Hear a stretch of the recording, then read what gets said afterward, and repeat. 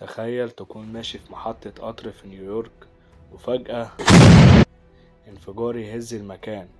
مش أول مرة ومش هتكون الأخيرة. ورا التفجيرات دي في عقل واحد اسمه جورج ميتسكي.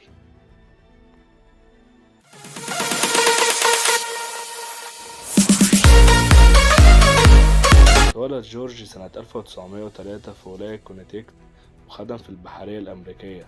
اشتغل مهندس كهرباء في شركة كون أديسون. وفي يوم من الأيام سنة 1931 حصل انفجار في المصنع وأصيب جورج إصابة خطيرة، والشركة رفضت تعويضه. ومن هنا بدأت الكراهية تتكون. جورج بدأ يخطط للانتقام من الشركة. أول قنبلة فشلت، لكن ده مخلوش يتراجع.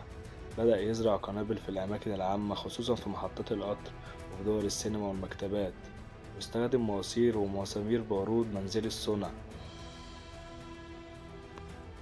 المدينة كلها دخلت في حالة رعب.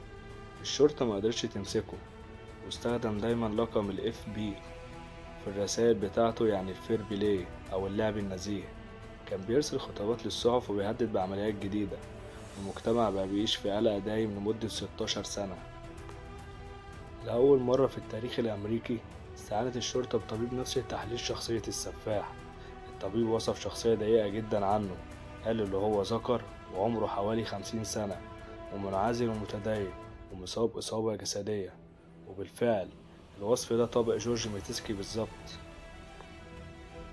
سنة 1957 تم القبض عليه بعد تعقب الرسائل وملف تعويض قديم لقوه في بيته. فعلا اعترف بكل حاجة، قال إن هو زرع 33 قنبلة وانفجرت منها 22 بس. بعد كده تم اعتباره غير مؤهل عقليا للمحاكمة، وحطوه في مستشفى للأمراض النفسية لمدة 16 سنة.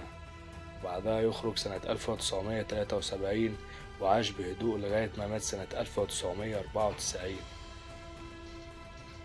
جورج ميتسكي ما قتلش حد، لكن زرع الرعب في قلوب ملايين البشر. انتقامه استمر أكتر من عقد ونص، وغير شكل التحقيقات الجنائية في أمريكا للأبد. بس كده، قولنا ايه رأيك في الفيديو في الكومنتات. ولو انت أول مرة تتفرج ياريت تشترك في القناة علشان يجيلك كل جديد. سلام.